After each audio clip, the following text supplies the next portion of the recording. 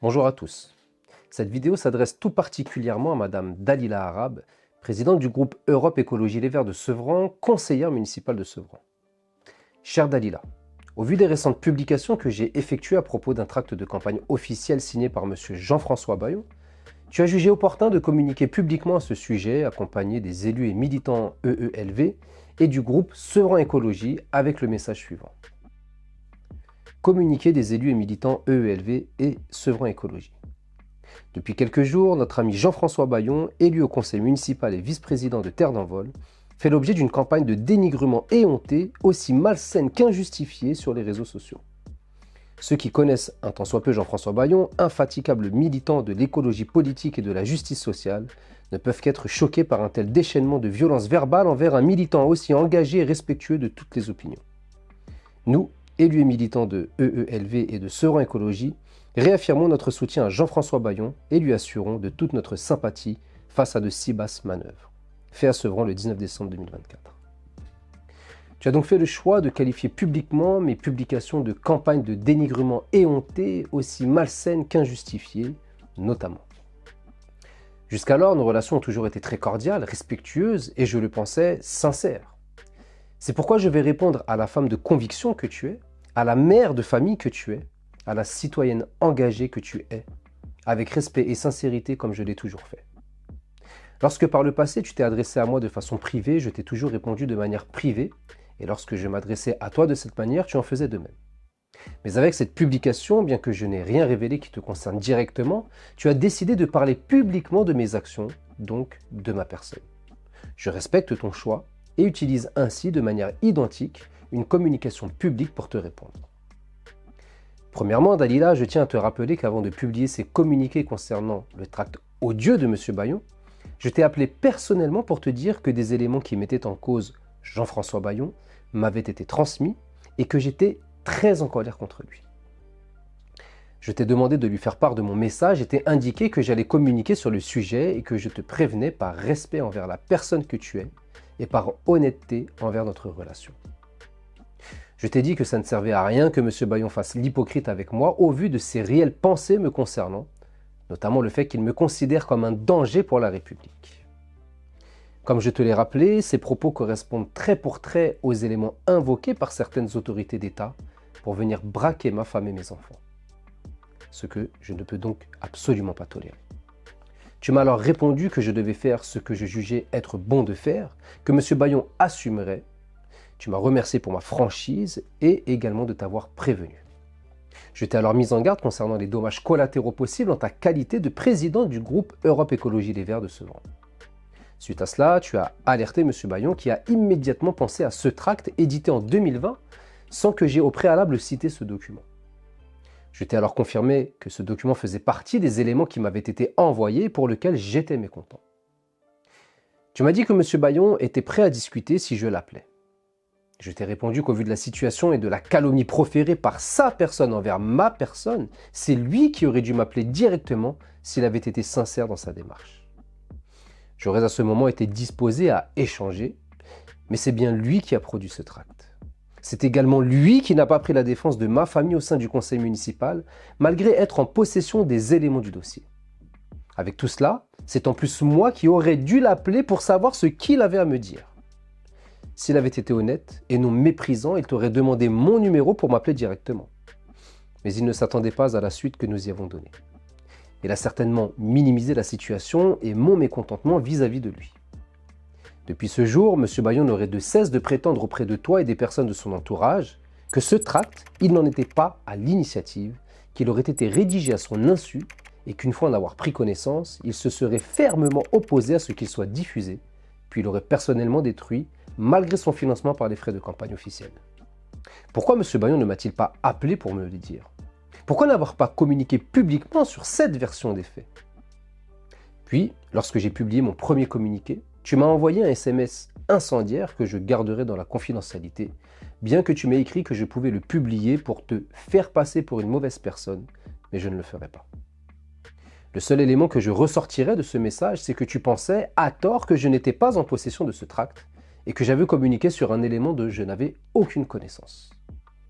Je t'ai donc envoyé la première page du dit tract, accompagnée de ma réponse pour te prouver que j'étais bien dans sa possession, comme je te l'avais pourtant dit lors de nos précédents échanges verbaux. Depuis ma réponse, tu as fait le choix de ne plus me répondre et as préféré la communication publique, dont acte.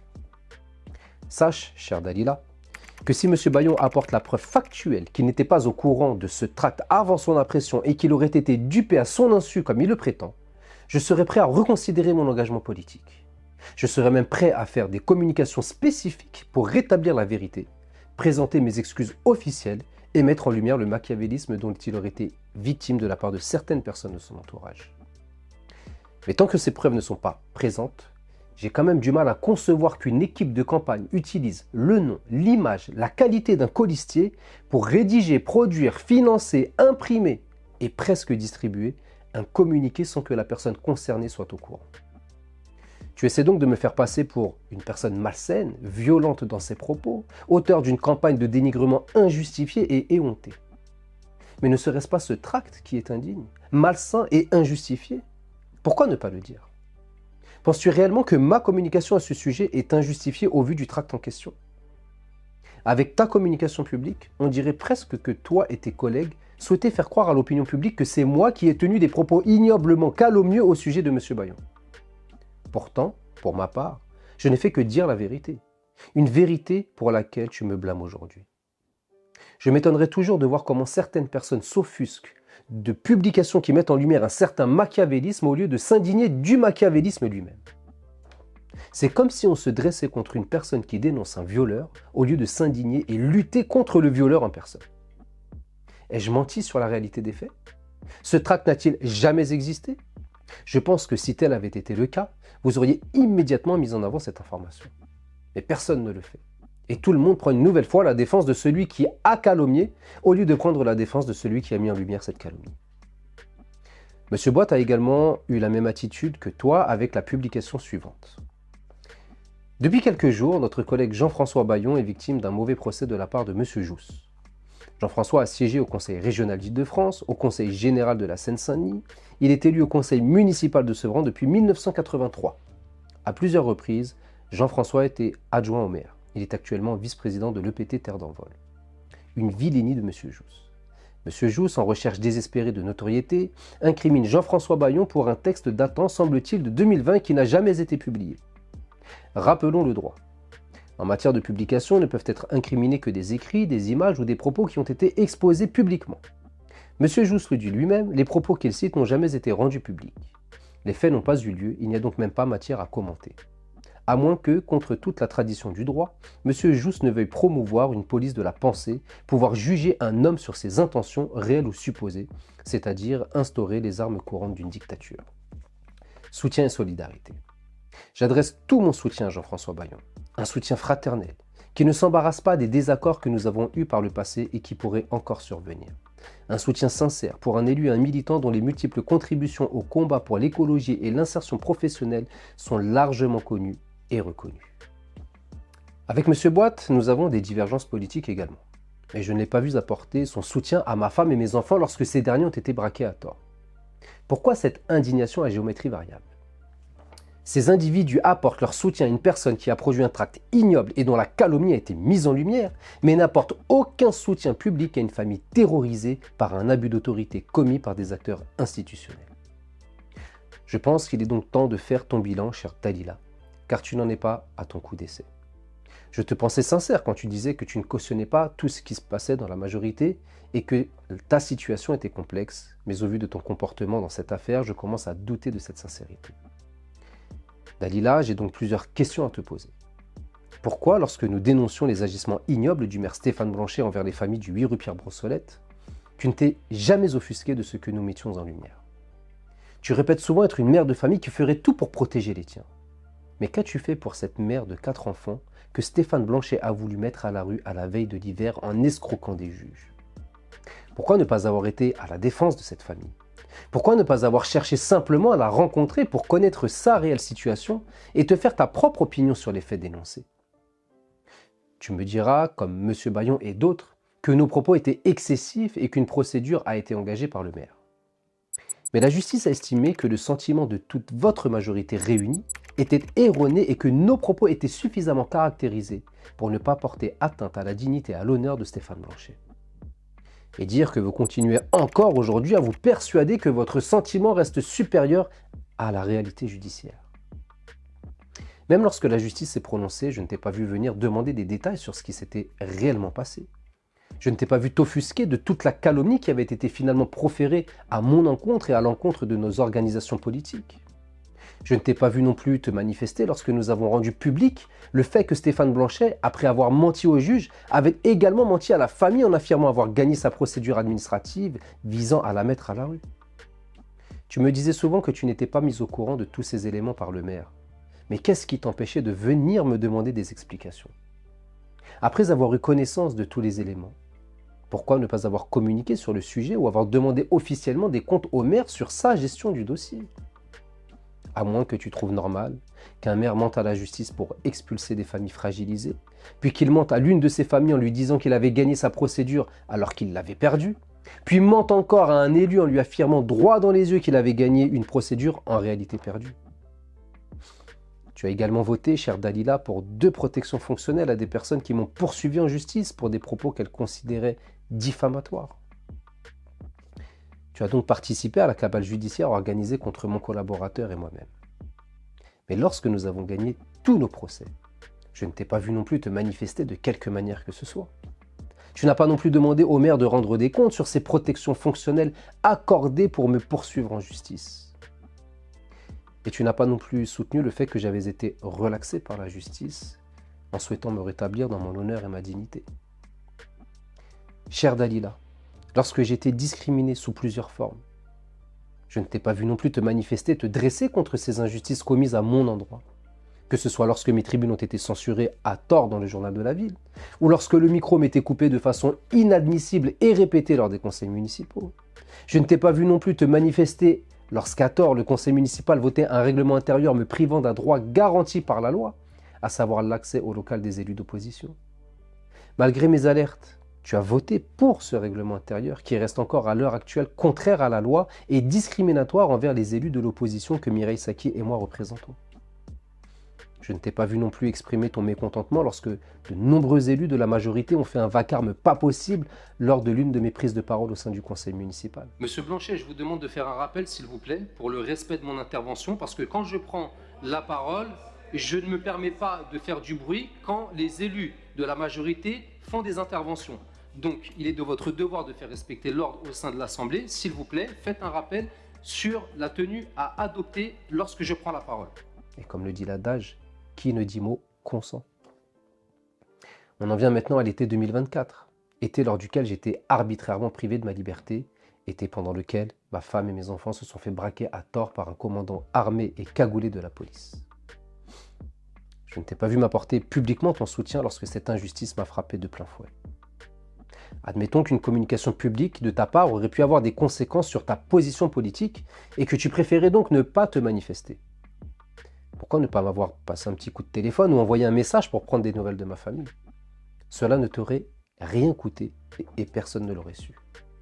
Mais tu n'as fait ni l'un ni l'autre, tout en sachant que j'étais parfaitement innocent.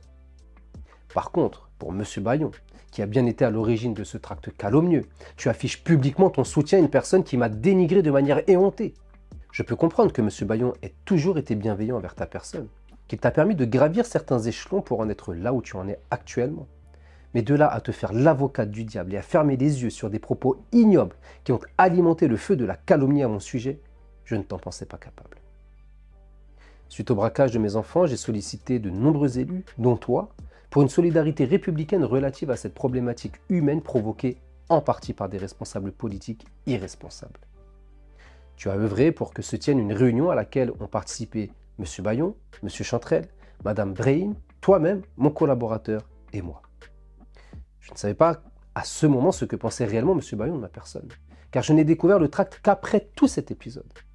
Tu m'as donc fait rencontrer une personne qui avait participé à la calomnie à mon sujet et donc facilité l'abus d'autorité administrative à l'encontre de ma famille.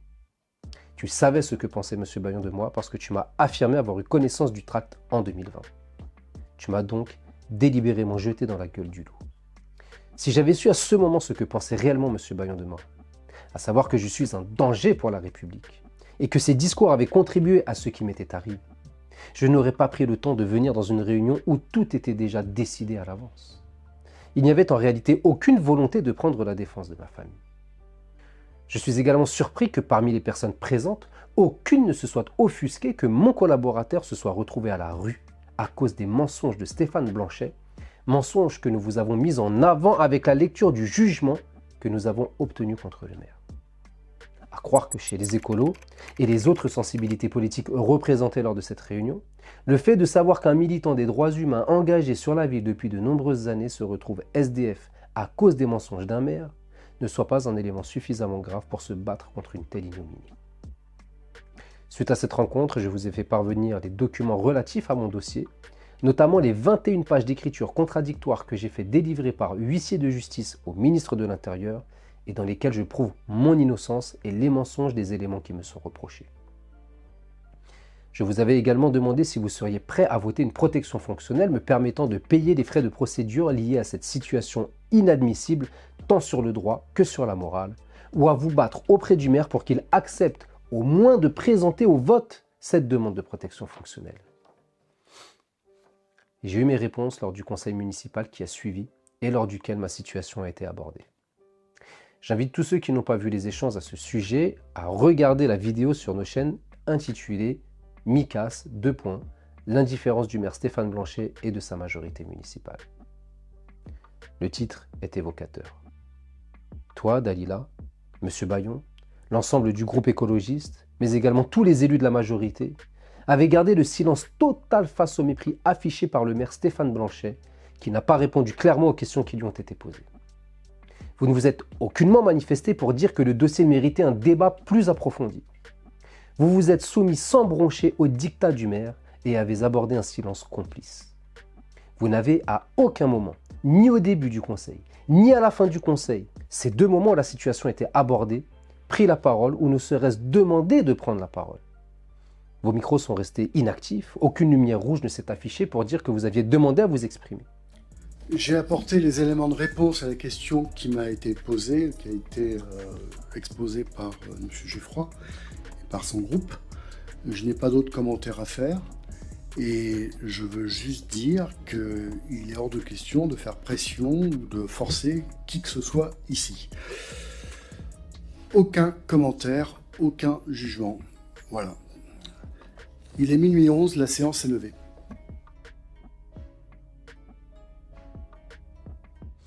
Vous dites à tout le monde que le maire vous a pris au dépourvu et que vous ne vous attendiez pas à ce qu'il coupe le débat de la sorte et mette un terme à la séance aussi brutalement. Que dans un excès de montée, nous vous accordions le bénéfice du doute. Qu'est-ce qui t'a empêché, toi comme aux autres élus, de prendre la parole une fois le conseil municipal terminé pour dire au maire que la façon dont il avait mis fin à la séance était précipitée car vous aviez des choses à dire? Qu'est-ce qui vous empêchait également de prendre la parole au conseil municipal suivant pour partager votre sentiment sur la situation? Qu'est-ce qui vous empêchait de vous exprimer publiquement pour dire que mon dossier nécessitait un débat de fond et que le maire ne pouvait pas éluder la question comme il l'a fait? Je ne peux donc vous accorder le bénéfice du doute au vu de votre comportement qui a suivi le conseil. Si vous aviez réellement l'intention de prendre la parole, vous l'auriez fait à un moment ou à un autre car ce ne sont pas les occasions qui ont manqué. Cessez donc, tout autant que vous êtes, de tenter de me faire croire que vous aviez de bonnes intentions, mais que Stéphane Blanchet vous a coupé l'herbe sous le pied. Je ne suis pas stupide et vos actions démontrent le contraire. Dalila, malgré tous les éléments que je viens de mettre en lumière te concernant, je continuais malgré tout à garder mon honnêteté vis-à-vis de toi et le sentiment que tu es quelqu'un de bien, mais compromise par des intérêts politiques supérieurs qui font que tes actions ne sont pas forcément en adéquation avec les prétendues valeurs que tu prônes. Mais comme le dit l'adage, les actes déterminent l'identité. Tes actes ne parlent pas en ta faveur. Tu te fais l'avocate du diable et tentes de faire croire par de beaux discours que tu restes une personne intègre, sincère et honnête, y compris dans ton engagement politique. Je ne juge pas, et je ne me permettrai pas de le faire, la femme et la mère de famille que tu es. Je reste convaincu que dans la sphère privée, tu dois être une belle personne. Mais en ce qui concerne le volet politique, la liste non exhaustive des manquements qui sont les tiens suffit à dire qu'il est difficile de pouvoir te faire confiance. J'espère que tu ouvriras les yeux sur tout cela. Je ne t'en veux pas plus que ça car j'estime que tu es une victime dans cette histoire. victime d'un système politique prêt à tout pour conserver ses petits avantages, victime de la culpabilité d'avoir à te dresser contre des personnes qui t'ont aidé à avancer dans ta vie politique et professionnelle, victime de l'effet de groupe et de cette peur de se retrouver isolé pour avoir voulu défendre publiquement ses propres convictions. Tu l'as dit toi-même, il serait difficile d'être la seule à prendre ma défense si personne d'autre ne le faisait. Je pense que le courage politique manque cruellement à de nombreuses personnes. Tu n'es donc pas la seule dans cette situation. Cela explique votre difficulté à défendre les Sevranais face à certaines autorités administratives. La ville n'a pas besoin de cette lâcheté, mais d'un courage permanent pour défendre ses intérêts. Ton attitude m'interroge tout de même, étant donné que tu répètes souvent que tu n'as pas besoin de la politique et que tout pourrait s'arrêter du jour au lendemain sans que cela ne te fasse le moindre effet. J'estime pour ma part que je préfère être détesté pour ce que je suis qu'être aimé pour ce que je ne suis pas. Tu as visiblement choisi notre voie, mais dans la vie, rien n'est jamais irréversible. Je garde l'espoir que les valeurs que tu prônes reprennent le dessus rapidement sur les combines politiques dont les citoyens ne veulent plus et dont je te pense indigne. Tu vaux beaucoup mieux que ça. Et tu sais que je ne dirai pas ça de tous les élus si j'en conseille. Néanmoins, je le dis fréquemment, branche tordue fait flamme droite. Si par un concours de circonstances, tu prenais conscience de tes erreurs et cherchais à les réparer de la meilleure manière qui soit, alors sache que tu serais la bienvenue au sein de notre groupe politique, le Renouveau à portée de main. Le responsable des bâtisseurs d'égalité m'a également affirmé que tu pourrais être admise au sein du mouvement si tes actions prenaient la direction de la personne que tu prétends être. En attendant, je pense que tu comprendras mon message qui se résume assez simplement et de la manière suivante. Je te réponds de manière publique car tu as fait ce choix de t'exprimer publiquement. J'ai du mal à concevoir que tu prennes la défense d'une personne qui a contribué à la calomnie à mon encontre et que parallèlement tu qualifies la mise en lumière de cette calomnie de campagne malsaine, injustifiée et éhontée. J'ai du mal à concevoir que tu puisses t'exprimer pour une personne produisant un tract aussi abominable et que dans le même temps tu aies été incapable de prendre la défense de ma famille pourtant innocente, braquée à tort en partie à cause de ces calomnies. Je compatis pour la dissonance cognitive qui doit être la tienne, avec une incompatibilité entre les valeurs que tu prônes et tes actions politiques. J'espère et te souhaite un prompt retour aux valeurs que tu prétends avoir dans ta vie de tous les jours afin qu'elles s'appliquent dans ta vie politique. Les Sevranais n'ont pas besoin d'une dissociation de personnalité entre la personne privée et la personne publique que tu représentes. Sache également que si un jour il t'arrivait d'être victime d'une injustice aussi intolérable que toutes celles que j'ai vécues et pour lesquelles tu es restée muette et silencieuse, je n'hésiterai pas à prendre position contre l'injustice et à t'apporter toute ma solidarité républicaine. Je suis attristé que tu aies pris parti et position de la sorte, mais quand on n'a pas ce qu'on aime, on aime ce qu'on a. Au plaisir de te voir changer. À bientôt.